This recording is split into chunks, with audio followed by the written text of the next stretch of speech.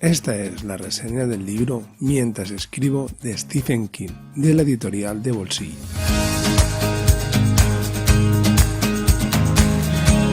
Te puedo hacer la reseña de una manera fácil y rápida, pero me veo con la obligación de hacerla como tiene que ser. Pero antes, la presentación.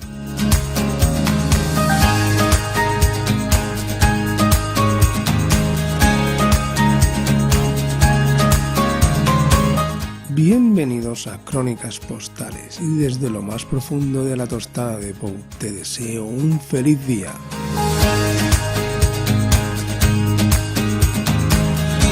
Es un libro autobiográfico, dividido en 3 partes muy pronunciadas, aunque contenga capítulos y muchísimas escenas. El libro consta de 10 capítulos, pero sin un índice donde buscarlos, que son los siguientes. Consta de 3 prólogos, currículum vitae de 38 escenas, qué escribir de una sola escena, caja de herramientas de 5 escenas, escribir de 16 escenas, postdata, vivir de 17 escenas, 2 coletillas, primera parte, puerta cerrada, puerta abierta, segunda parte, una lista de libros.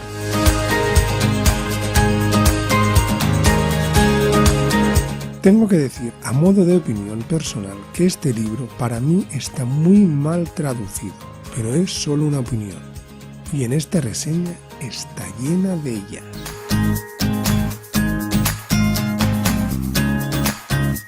Como he dicho, a rasgos simples está dividido en 3 partes, 2 de ellas se repiten, una autobiografía, técnicas para escribir, una autobiografía. Es un libro que esconde más de lo que enseña, y hay escenas más importantes que otras sin llegar a la escena de las técnicas de escritura que él utiliza. Mi intención es desgranar uno a uno las partes de este libro. Ya te digo que la última parte, la parte del accidente, no la tocaré porque es como la primera parte.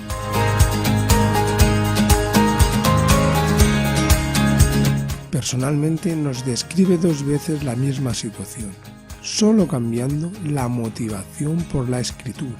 Como he dicho, es un libro para escritores. ¿Por qué? ¿A quién le interesa la vida de Stephen King a través de sus ojos?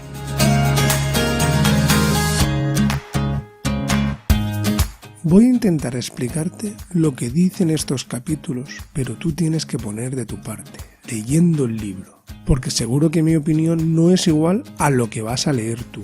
Muchas veces me meto en sitios que no me llaman, hasta molesto a los mismos protagonistas.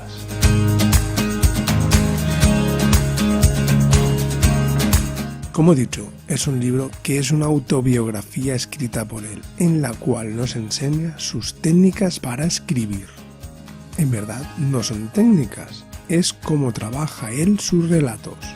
La primera parte del libro, como la última, son iguales. En la primera biografía nos habla de él desde sus primeros días de vida hasta que es salvado de su adicción y su única salvación es la escritura. En la última parte es una biografía en la que él nos habla de sus inicios después del accidente, nuevamente hasta su salvación en la escritura. La diferencia de estas 2 biografías está en la parte del medio.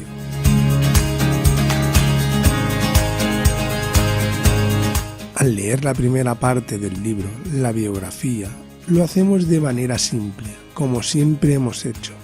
Pero en este libro nos enseña cómo realiza él su manera de escribir. Ahora bien, si eres un poco inteligente al llegar a la última parte y al comprender lo que él te enseña, verás cómo tu mente, las palabras, la historia, la trama, las descripciones, el ritmo y hasta las escenas son diferentes. Te das cuenta que lo que lees es lo que te ha explicado.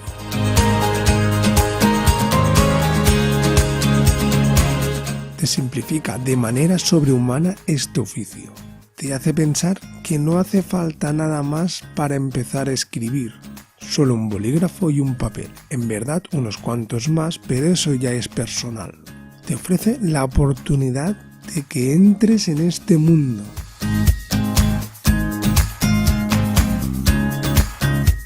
no todo el libro han sido cosas maravillosas. Creo que hay escenas pesadas y que la traducción no ha sido muy correcta. Hay cosas que no están bien explicadas. Eso es mi opinión. Un detalle que me ha gustado, que se repite en todo el libro, es su manera de atrapar al lector.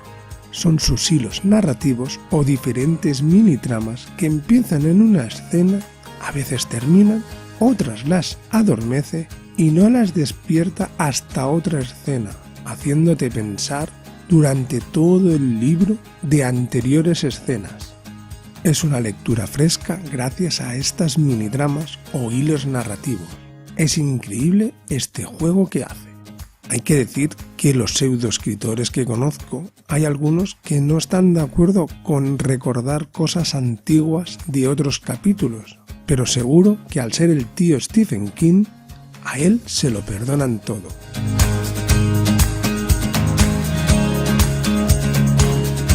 Yo creo más que es la arma de Chekhov.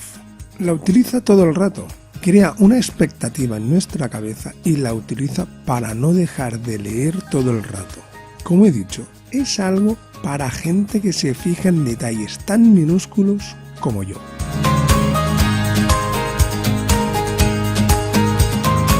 En las primeras escenas nos pone en conocimiento de cómo es él, Stephen King de pequeño, describiendo con pocas palabras y frases a una niñera, a su madre y alguna que otra situación con los huevos fritos, que antes de llegar a las técnicas no le das mucha importancia, pero la descripción del armario es increíble.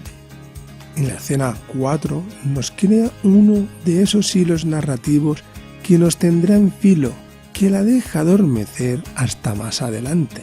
En la escena número 5 nos hace de verdadero Stephen, el King adulto, creando un suspense entre un médico y su paciente. Es una escena que tiene mucho valor literario, con pocas palabras te crea todo un mundo.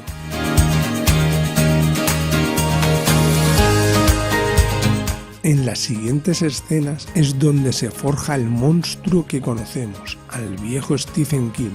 Es donde por culpa de lo ocurrido anteriormente tiene que distraerse de alguna manera, sin las nuevas tecnologías que ahora conocemos, ni los televisores por ser los años 60 y como mucho con algo de esa época, el aparato radiofónico.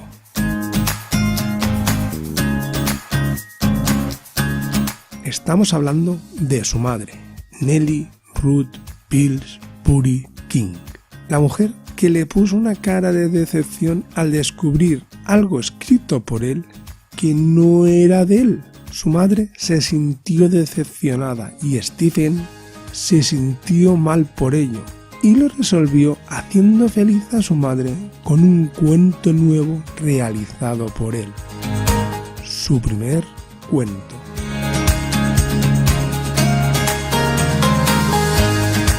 Ahora, desde mi humilde opinión, pienso que esta historia más o menos podría ser falsa, teniendo en cuenta que yo no recuerdo lo que cené ayer por la noche y que él se acuerde de lo que hizo con 6 años.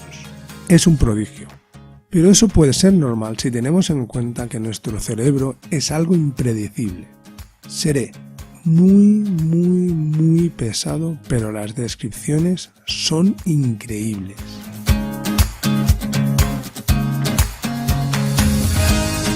Como ocurre en las siguientes escenas, puede que pasen desapercibidos, como me ocurrió a mí en mi primera lectura, pero los detalles de las descripciones y la película que se forma con tan solo un par de líneas es increíble. Volviendo a sus hilos narrativos con él y su hermano de protagonistas, nos informa en forma de reivindicación que él es de la última promoción de novelistas norteamericanos que aprendían a leer y a escribir antes de tragarse su ración diaria de basura visual. Luego nos echa en cara que con solo 12 años ya escribía mucho mejor que tú y que yo, que enviaba sus publicaciones a revistas importantes y que en una de ellas le publicaron un cuento.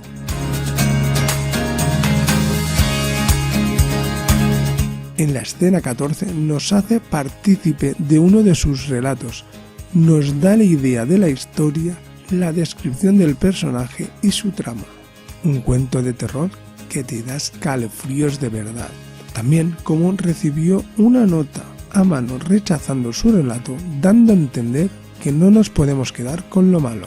Por cierto, es una triste escena por parte de un familiar.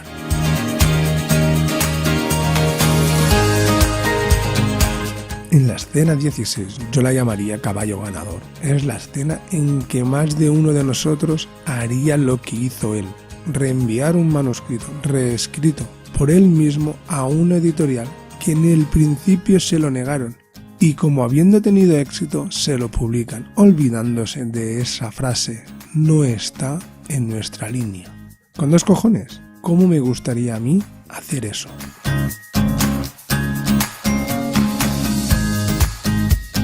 A partir de ahora, personalmente es de lo más increíble que he leído. Puedo entender que sea cierto y verdad, pero me cuesta mucho.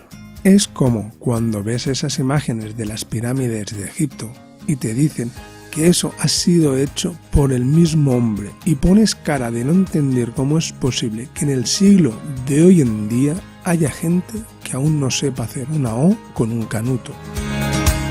Pero eso es otra cosa.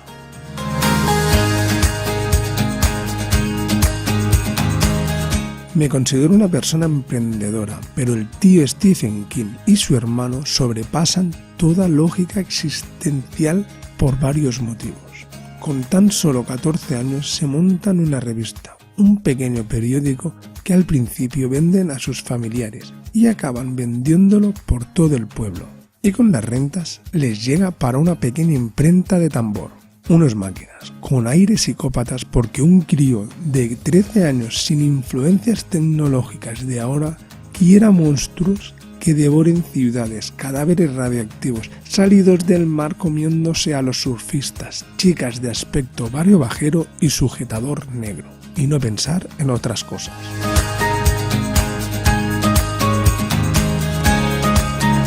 Por cierto, para aquellos que hayan leído el libro antes que yo, díganme qué significa la palabra huelga de la página 51.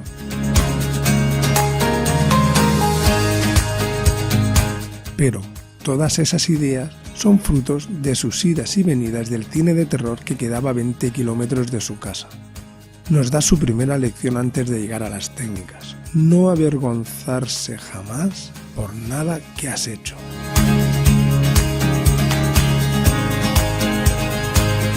En el instituto tampoco es un buen ejemplo, se complica mucho su existencia por culpa de sus ganas de escribir, pero eso a la vez le hace ser lo que es al día de hoy, un gran escritor. Llamadme loco, pero yo he ido a un buen instituto y a una buena universidad, pero ni en uno ni en la otra habían las actividades que él describe. Estamos hablando de épocas diferentes. Pero, ¿en qué momento se fue esto a la mierda?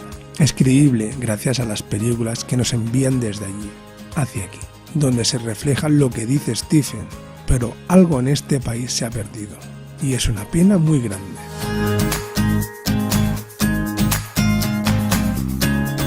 Me encanta la descripción de la señorita Margitan, la profesora de taquigrafía y mecanografía para niñas, que infundía respeto y terror a partes iguales.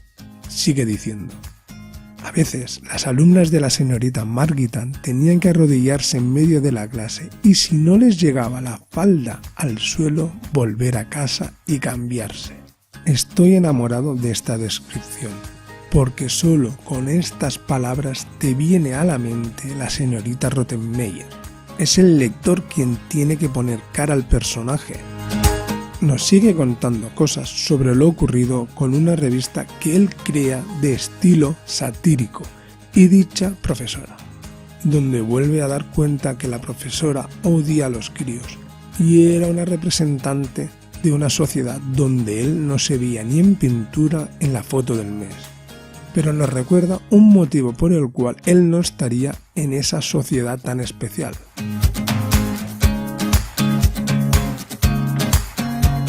El de ser una persona que había llegado a limpiarse el culo con ortigas.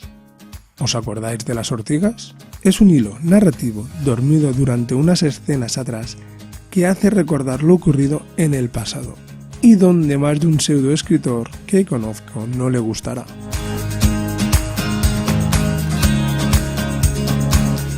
La vida de Stephen cambió gracias a una mirada tan profunda como acepta o atente a las consecuencias.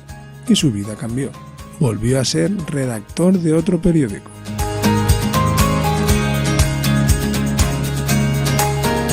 Que te paguen está muy bien, pero que te paguen por escribir mejor aún. Pero 20 centavos por palabra es una pasta. Tampoco soy matemático, pero 3.000 palabras a 20 centavos son $30. Para un crío de 14 años es una pasta larga. Tampoco especifica muy bien qué día de la semana se publica. Habla del viernes, pero no sé si es mensual o semanal, pero $30 por 3.000 palabras está muy bien. La gracia de esta escena no es que cobrara por escribir, que está muy bien, es que aprendió más de escritura en 10 minutos con el director del periódico que en todos sus estudios. Nos deja un ejemplo de ello y nos ofrece un consejo que hay que llevarlo a la práctica siempre. Tardas en leer el libro para saberlo, pero abre otro hilo narrativo nuevo. Ya sabes, de esos para engancharte a la lectura.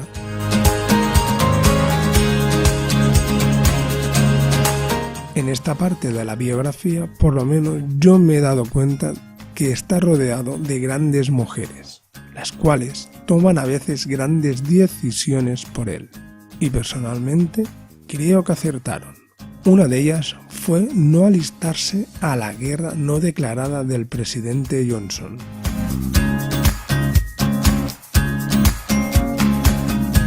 De muy joven se pone a trabajar en una fábrica textil.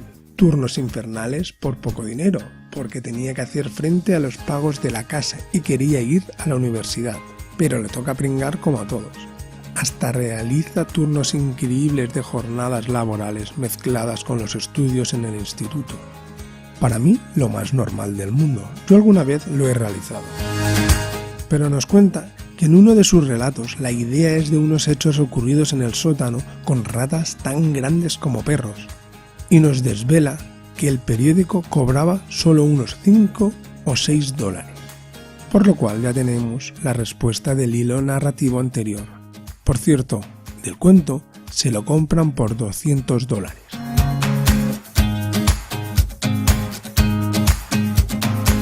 Estamos hablando de los años 60 y $200 al día de hoy es una pasta larga. Y creo que el cuento no tendría más de 4 o 5 hojas. Uno de los dos no tiene muy claro el tema del dinero. Yo creo que es el traductor. $200 es mucho dinero y $5 semanales a 20 centavos son 25 palabras. Muy pocas palabras para un periódico.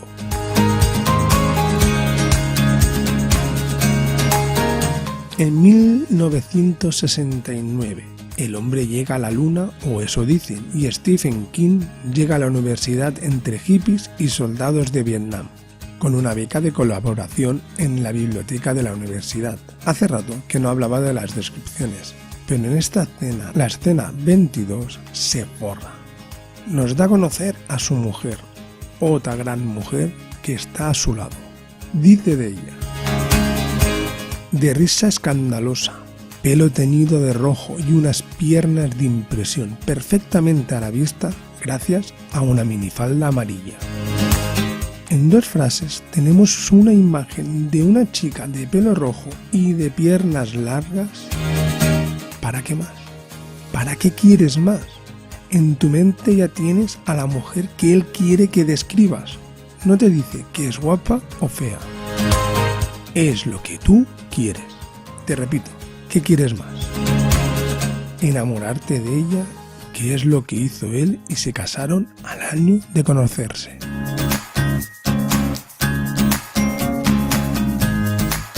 No conozco la historia de San Agustín, ni la vida de ningún oso, pero hace de esta escena, la número 23, una escena de análisis brutal.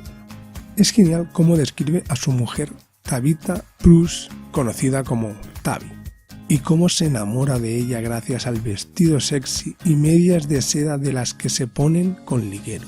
increíble escena, pero esto siempre que te leas el libro y comprendas lo que te está enseñando.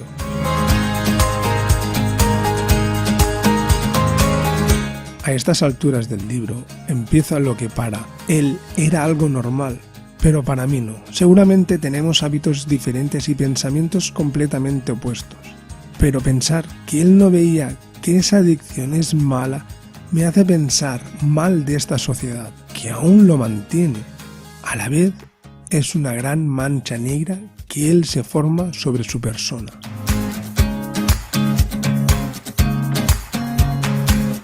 Otro problema que aún sufrimos, y se mantiene por lo que se ve desde los años 70 en Estados Unidos, es el título universitario que está tan muerto como el pato que caza un perro.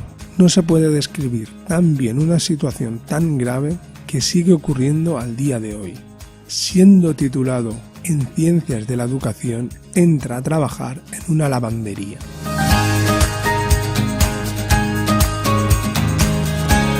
Yo entré a trabajar en correos, no sé qué es peor. Si yo contara cosas que me han pasado en correos, seguramente no serían tan divertidas como los cuentos de Stephen King.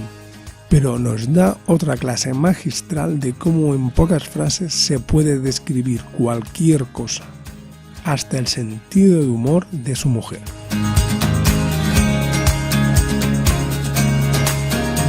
Por favor, ¿alguien de los presentes puede aclararme qué es tomarse la pastilla de sal de las 6 de la tarde? Es la segunda vez que sale en el libro, así como olía podrido en Dinamarca, que solo sale una vez. La pastilla de sal la nombra una vez él y la otra cuando su madre trabaja en otra lavandería. Supongo que tiene que ser algo del trabajo, pero no se entiende. A nivel literario es otro hilo narrativo que empieza y termina. En la escena que está nos deja la pregunta que media humanidad se ha formulado en algún momento de su vida. ¿Para esto he nacido? Te hace sentir cómplice de lo mal que lo está pasando en esa época, que a fin de cuentas es lo que sentimos mucha gente al día de hoy. Pero recibir un cheque de $500 en los años 70, principios de los 70, para ser precisos, el año 73, creo yo que es como recibir en un solo día más de 1.000 euros. Al día de hoy en España, 500 euros es la mitad de mi sueldo de un solo mes. Y todo por un escrito. Vuelvo a preguntarme por el valor que tiene él por el dinero, o es una mala traducción.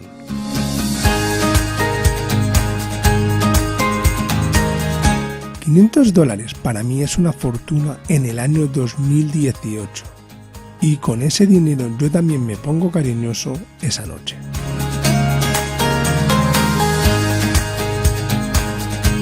No puede ser un libro de una biografía, más bien de una autobiografía, si no habla de su obra maestra.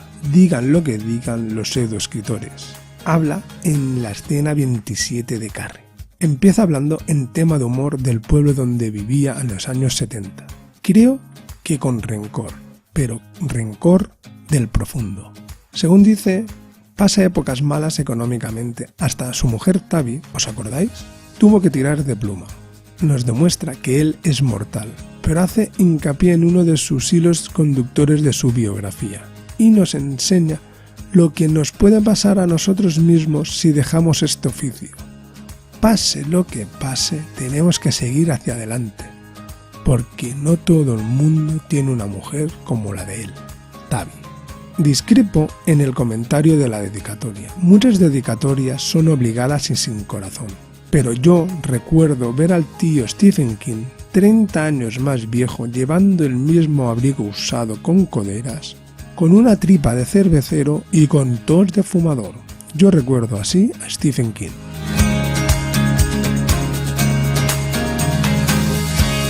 Según nos dice, las primeras hojas de Carrie empiezan en el año 73, pero la idea se forjó cuando trabajaba de conserje con unos 19 o 20 años de edad.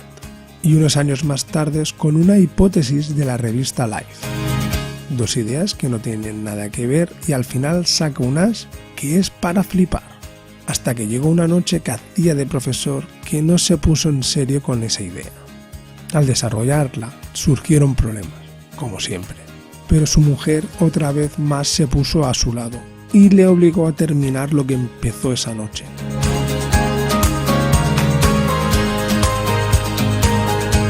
Siempre una mujer a su lado, su madre o su esposa.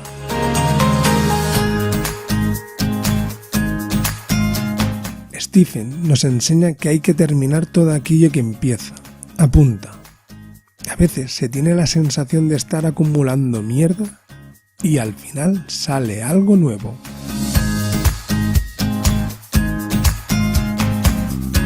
El personaje de Carrie White viene de lejos, viene del acoso que se sufre en los colegios que ni tú ni yo hacemos nada para solucionarlo.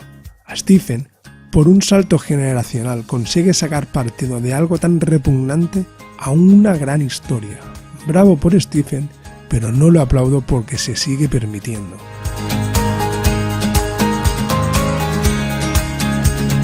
Todo el mundo sabe que fue su obra maestra y que este relato no fue por pura casualidad, pero a mí no me salen los números. Si él tiene un sueldo de $6.400 anuales, que está dicho en la escena 27, para ser precisos en las primeras líneas, ¿por qué le dan un anticipo de $2.500 por un montón de hojas? Hablo de los años 70 y el tío dice que es un adelanto. Esto me hace preguntarme si algún día aceptan algún manuscrito mío, ¿tengo o no tengo que pedir un adelanto por los beneficios?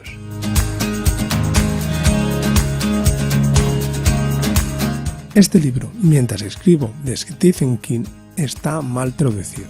Que te den $2.500 por un manuscrito y que solo sea un anticipo.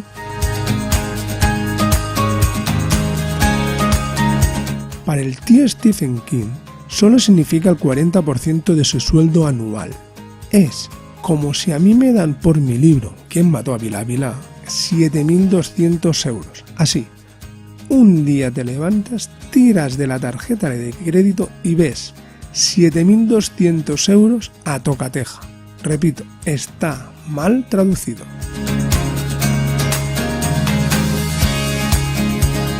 También tengo que decir, seguramente porque no tengo aún, y si algún día tuviese, espero que sea de total confianza, no entiendo lo del agente literario. ¿Es bueno o es malo tener un agente literario? Como dice, el ganar $3 millones y que la editorial se quede buena parte, es una frase bien traducida o no. Yo creo que está mal traducida. Sempiterno, según la RAE, habiendo tenido un principio, no tendrá fin. Es una palabra que no cuaja en esta escena, es una palabra que duele al verla. Aún más si no sabes de un principio qué significa en el contexto de la frase. Es un apunte más.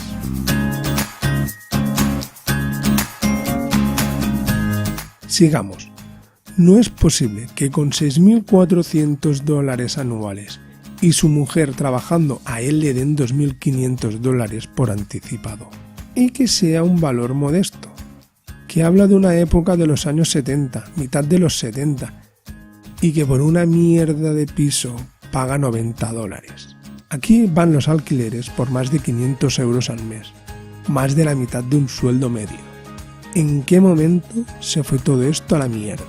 Que me traduzcan que el libro de Carrie le pagan $400.000 por su edición de bolsillo y a él le den $100.000 es mucho dinero por la época que lo describe. Es como si a mí me dan 1 millón de euros ahora en el 2018.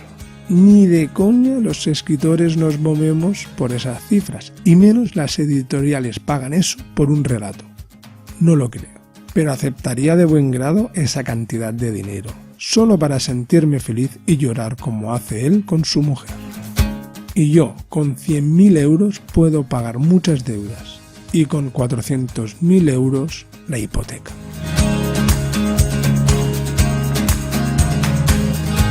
Otra escena de ensueño es el capítulo 32, así como de odio y de rabia. realiza una descripción brutal de un vendedor de bebidas alcohólicas que es merecedora del premio Planeta. Y solo dice: el mismo individuo calvo con bata gris y cara de aburrimiento que ha vendido la primera botella a todos los vírgenes alcohólicos desde el inicio del comercio. Calvo y bata gris, y ya tenemos en mente de quién habla. Luego, su descripción de la cama quieta y la velocidad creciente en la habitación. Nos recuerda amablemente su hilo narrativo de las primeras escenas con sus problemas de oído y amígdalas, así como de su pequeño y viejo tocadiscos. A continuación, un breve diálogo y por último la promesa que todo el mundo incumple. Una gran escena que empieza y termina con ese calvo de chaqueta gris haciendo en tu cabeza una explosión de descripciones brutales. Una gran escena, un resumen de todo el libro en unas líneas.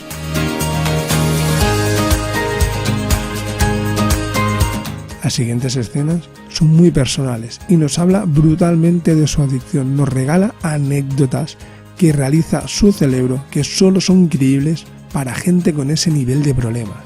Confirma que tiene un problema que él ve. No pone solución alguna y cómo su cerebro y su propio cuerpo le envían mensajes a través de sus libros para que se dé cuenta de ello. Hay muchos libros que realiza que son gritos de ayuda. Solo su mujer, otra vez más, es quien salva de este mundo de una pérdida de un gran genio lleno de errores. Pero podría haber sido antes y no dejar que lo natural sea el estado en que se encontraba en muchas ocasiones. Describe su regateo y nos cuenta que es cierto que en el pensamiento en perspectiva es algo absurdo regatear algo así. Como él dice, no puedes pedirle al conductor de un helicóptero que viene a rescatarte que vuelva en 2 semanas porque te lo estás pensando. ¿Sales de esta o no sales? Es tan fuerte la adicción que nos confiesa que tiene un libro que se titula Cujo que no se acuerda de haberlo escrito. Describe que las adicciones son malas y que volver a la normalidad es complicado, pero se llega con esfuerzo, porque no es la adicción quien escribe por él, es él quien escribe. A poco recupera el ritmo del principio. Todo cambio necesita eliminar todo aquello que recuerde a todo lo que fue su dependencia. Volver a empezar. En pocas palabras, es una flipada esta parte del libro. Nos cuenta y nos enseña más de lo que cuenta en el libro. Es un libro que enseña muchísimo.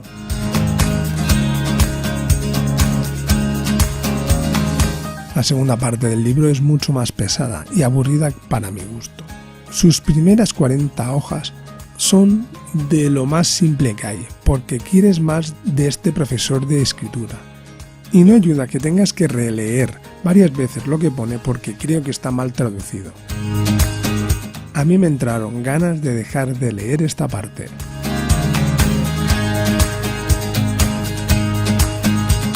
Nos demuestra la fuerza que tiene la telepatía, que es la base de la escritura.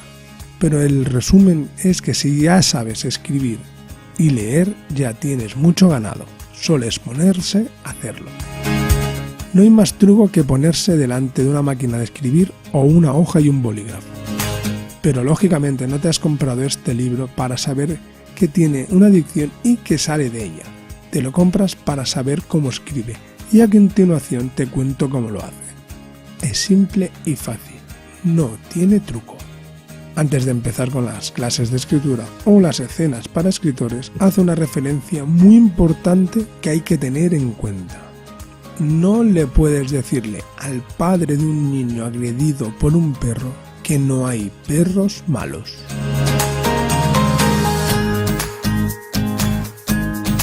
Pues es lo mismo que él piensa de algunos escritores.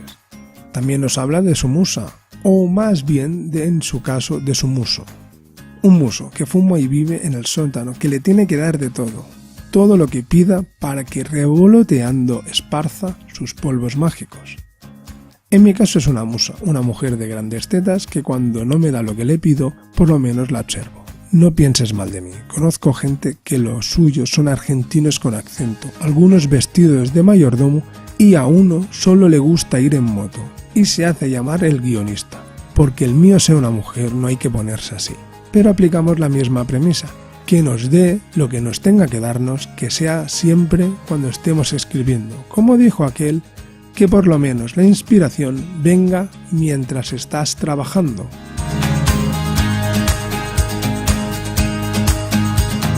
Insiste en que lo importante es el hábito de hacerlo, pero discrepo que para ser escritor lo primero que hay que hacer es leer mucho. Si lees cosas, esas cosas te influirán. Por eso no me gusta leer libros de grandes escritores. Soy más de blogs y periódicos. No me gusta que mi estilo esté marcado por el estilo de alguien. Lo de escribir mucho, en eso sí que estoy totalmente de acuerdo. Un escritor escribe y para ser bueno hay que escribir. Tienes que buscar tu momento y lo más importante, tu lugar. Para mí lo más importante es el momento. Siempre llevo unas hojas y nunca me falta un bolígrafo. Y en cualquier lugar, un zasca y unas líneas para el libro.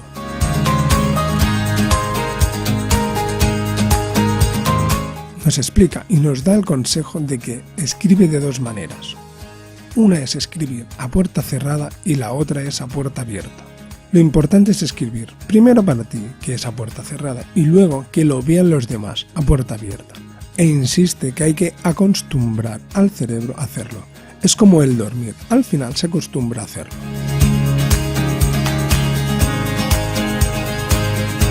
Lo tenemos todo, el lugar y sitio, momento y luz. ¿Qué escribo? Nos recomienda que escribamos lo que queramos, pero sabiendo lo que se hace, y que nos olvidemos de lo que dicen los pseudoescritores de las redes sociales del Deus Ex Machina, que es una cosa que se puede solucionar de una manera fácil. La gracia está en que escribas lo que quieras escribir, pero que te divierta y te guste. Nos explica que él es más escritor de brújula que no de mapa, pero también, o por poco que sea, se prepara los libros. Pero le gusta más sentarse a escribir y terminar a la vez. Son sesiones largas de escritura, pero es su oficio. Si a mí me pagaran lo que le pagan a él, estaría muchas horas seguidas escribiendo.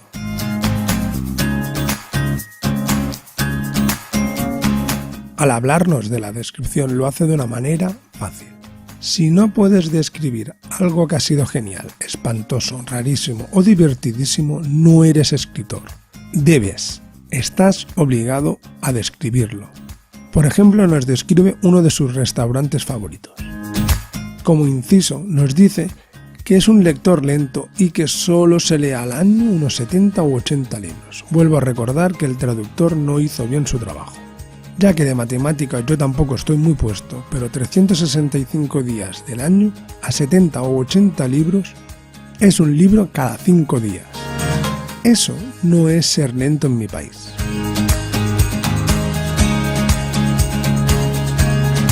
Nos formula una pregunta que él puede responder porque es famoso y un escritor de los buenos.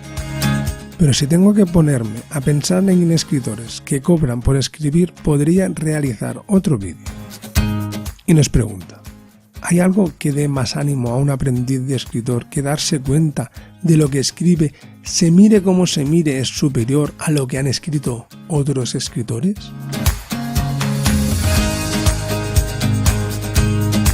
Continuando con sus enseñanzas, nos dice que odia hasta la saciedad los adverbios acabados en mente, que hay miles de formas de solucionarlos y una de ellas es hablar en presente. En el tema de los diálogos es una parte importante porque nos da mucha más información que una descripción. Hay que escribir con mucha sinceridad y si hay que usar la metáfora del cagar, se usa. Un niño de 5 años nunca dirá defecar. Y lo que acompaña al personaje es igual de importante que la misma descripción de él. No hay que describir la locura del personaje, hay que hacérselo entender al lector. Y usa como ejemplo la descripción del personaje de Misery. Dice una verdad que a mí me pasa y ocurre a los que tendemos a escribir narrativa. Todos y cada uno de los personajes son parte de uno mismo, tan cierto como en mis 3 manuscritos y en este 4.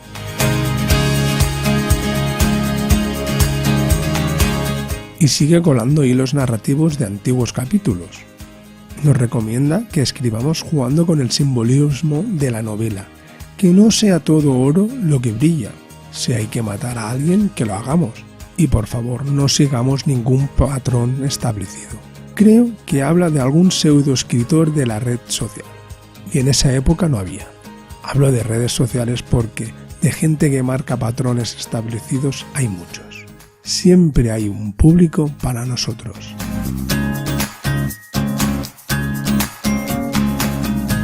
Tema al tema. Nos describe su único bloqueo en el momento de escribir Apocalipsis. Nos explica cómo solucionó el problema de ir escribiendo hoja tras hoja y no llegar a ningún sitio. Y solo su voz interior que le decía que siguiera por ese camino. Como de la nada y un nuevo hilo narrativo consigue terminar el libro dando a entender que es bueno dejar reposar las ideas para que por sí solas y de golpe son solucionadas, que no hay que correr, que dejemos que nuestra mente trabaje a su ritmo, sin prisas. En algún momento del día saldrá lo que buscabas.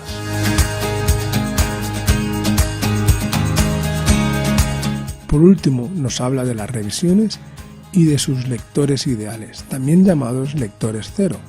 Su consejo está en escribir primero para ti, que lo dejes descansar durante unas semanas, él fija un número de semanas en 6 y mientras hagamos cosas distintas a escribir. Al pasar este tiempo, lo repasas a puerta cerrada y con un lápiz en mano. Según él y por experiencia es lo más emocionante, es leer tu propio libro. Una vez hecho el placer de ser el primero y darte el gustazo, hay que buscarse a alguien de confianza, que sea duro y sin contemplaciones a la hora de decir la verdad. Stephen no da mucha importancia a las opiniones en general, solo de la persona a la que escribe, porque él mismo dice que siempre escribimos para una sola persona. En su caso, es su mujer Tavi. El lector ideal es para ayudarte y no para decirte que no sabes escribir, que es el problema de mucha gente que evalúa por encima de todo las faltas ortográficas antes que la idea y la trama. Yo de estos tengo unos cuantos y encima quieren que les lea yo el libro.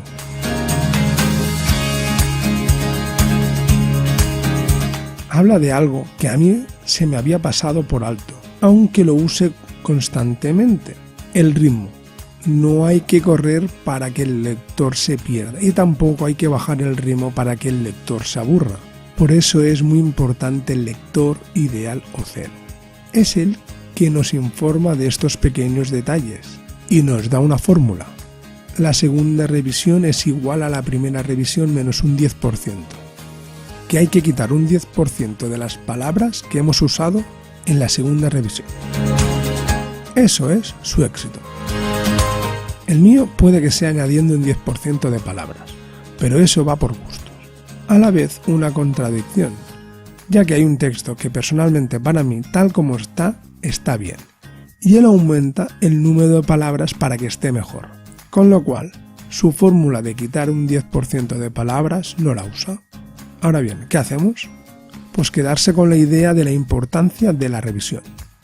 Añade que odia los flashes y que como lector le interesa más lo que va a suceder que lo que ha sucedido. Creo que no sería jamás lector mío porque lo mío es más lo sucedido que lo que va a suceder. Soy más de matar al personaje en el primer capítulo y decirte quién es, pero nunca revelaré por qué.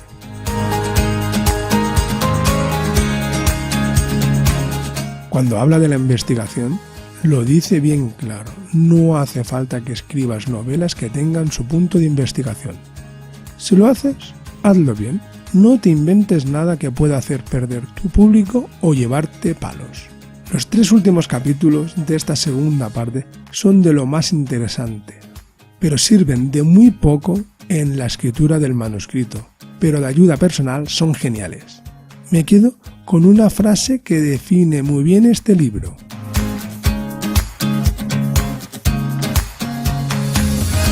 Las clases o seminarios de escritura son tan poco necesarios como este libro o cualquier otro sobre el oficio de escribir. Y añado yo, y pagando menos.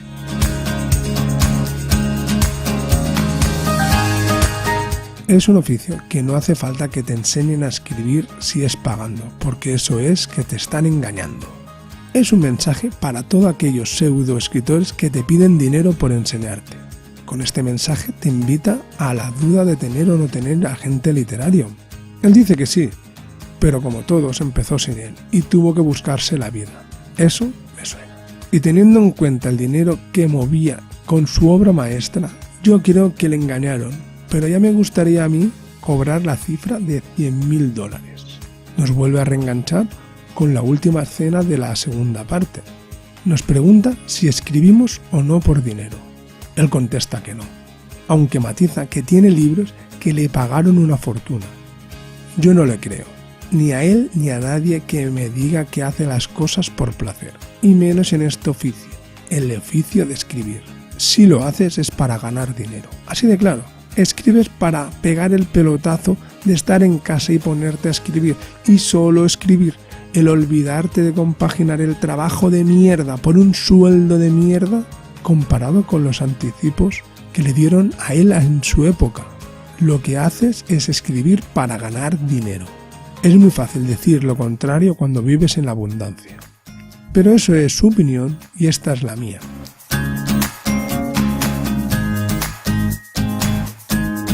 Y hasta aquí la reseña del libro de Stephen King, mientras escribo de la editorial de bolsillo.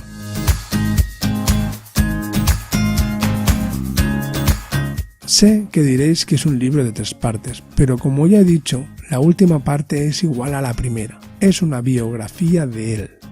Igual que la primera, solo que en vez de tener una adicción tiene que superar las molestias del accidente que casi le hace perder la vida y una pierna. No fue culpa de él, pero sí que le hace nacer de nuevo. Nos relata cómo fue atropellado, cómo lo llevaron al hospital, lo operaron y lo ayudaron a volver a la vida.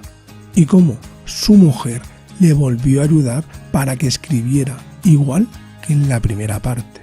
Con la única diferencia que si has estado atento a lo que te ha contado, verás cómo aplica lo explicado. No hay más que contar, es un libro que te recomiendo hasta la saciedad. Así que sin más miramientos, aquí termina la reseña de este libro. El placer ha sido mío y un fuerte abrazo desde lo más profundo de la tostada de Bow. Nos vemos pronto.